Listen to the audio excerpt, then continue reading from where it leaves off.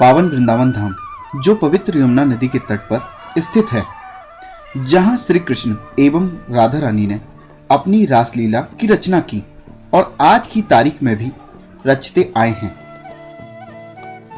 सैकड़ों भक्त एवं पर्यटक इस पावन धाम में आते हैं, जहां श्री कृष्ण अपनी जीवन संगिनी राधा रानी से मिले।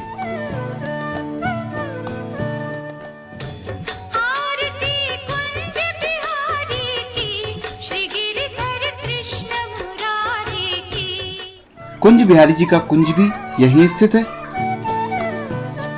वन तुलसी के पौधों में विशाल तुलसी के पत्तों का नजारा देख सकते हैं। इन पौधों की जड़ें उठी हुई हैं, जिससे जल इनके भीतर नहीं जा सकता। आश्चर्यजनक बात यह है कि इन पौधों में कभी जल नहीं दिया जाता। इसके पश्चात भी ये पेड़ सदैव हरे रहते हैं। इन पेड़ों की खोखली डालियों को देखिए। ऑस्मोसिस की प्रक्रिया के जरिए जल टहनियों तक पहुंचता है, किंतु इन खोखली डालियों को देखकर यह प्रश्न मन में उठता है कि ऑस्मोसिस प्रक्रिया किस प्रकार होती है और किस प्रकार हरियाली कायम रहती है। आज तक यह अजूबा ही है।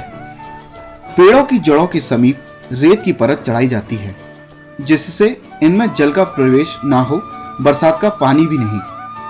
दूसरी आश्चर्यजनक बात यह है कि इन पेड़ों के दो भिन्न प्रकार की पत्तियां होती हैं। यह एक प्रकार की पत्ती है और दूसरी पत्ती तनिक लंबी है। यह लंबी पत्ती राधा का स्वरूप है और दूसरी पत्ती कृष्ण का। निधवन के इसी स्थान पर यह माना जाता है कि श्री कृष्ण रात्रि में अपनी जीवन संगिनी राधा के संग रासलीला के लिए आते हैं।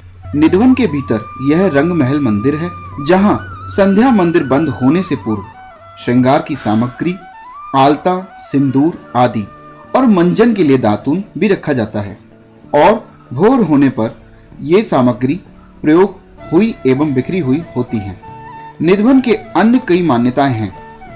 यहाँ के संयोजक श्री भीमचंद्र गोस्वामी जी बताते हैं कि रात्रि में राधा कृष्ण रासलीला करते हैं तथा रात को यहाँ कोई भी भक्त ठहरता नहीं है।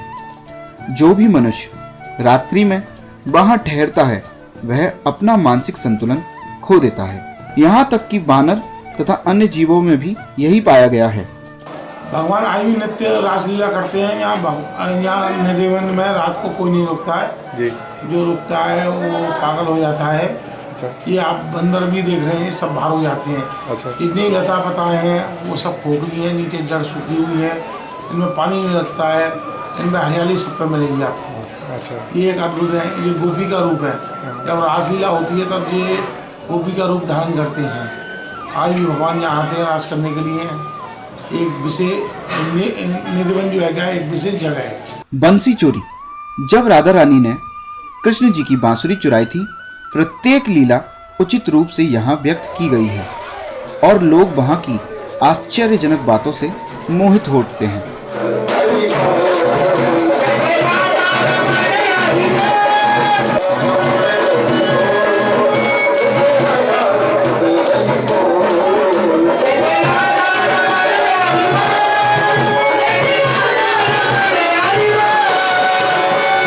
शाम को जब उपवन के द्वार बंद होते हैं, कोई भी व्यक्ति भीतर नहीं रहना चाहिए।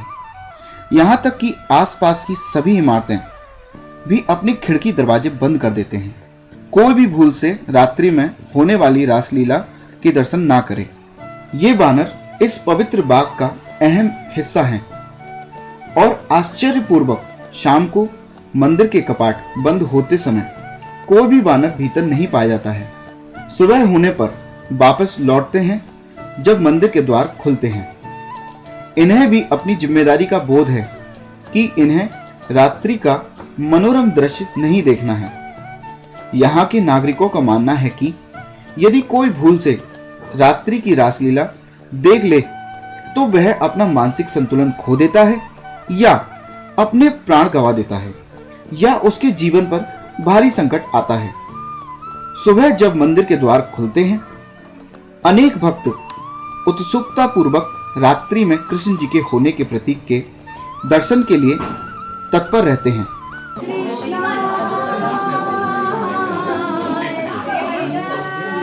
वे